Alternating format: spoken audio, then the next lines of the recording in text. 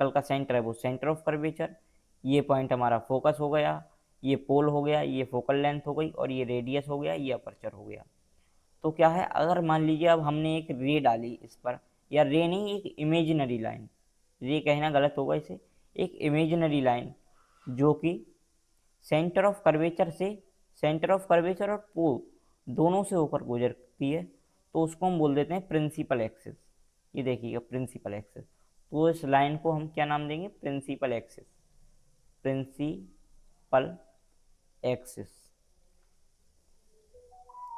तो इसी के साथ साथ मैं आशा करता हूँ आपको समझ में आया होगा। अब चलिए आगे इन पॉइंट्स की डेफिनेशन थोड़ी सी जान लेते हैं। तो पोल क्या होता है, या geometric centre of the mid point. तो आपको ये मैंने पहले ही समझा दिया कि ये सेंटर होता है। अब सेंटर ऑफ कर्वेचर क्या है, the centre, centre of curvature का मैंने आपको बता दिया कि ये जो है ये सेंटर होता है किसी भी हॉलो स्फीयर का।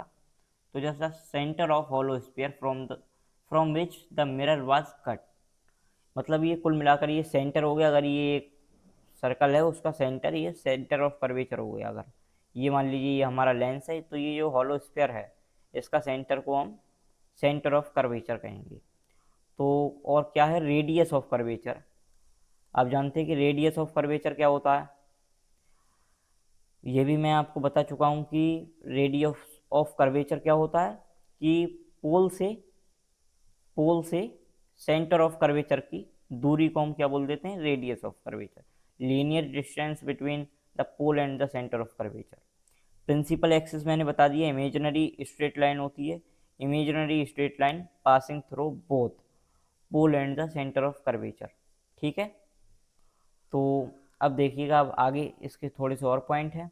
प्रिंसिपल फोकस, देखिए मैंने आपसे कहा था कि फोकस को ही प्रिंसिपल फोकस कहते हैं, तो कंफ्यूज नहीं होना है, फोकस ही प्रिंसिपल फोकस है।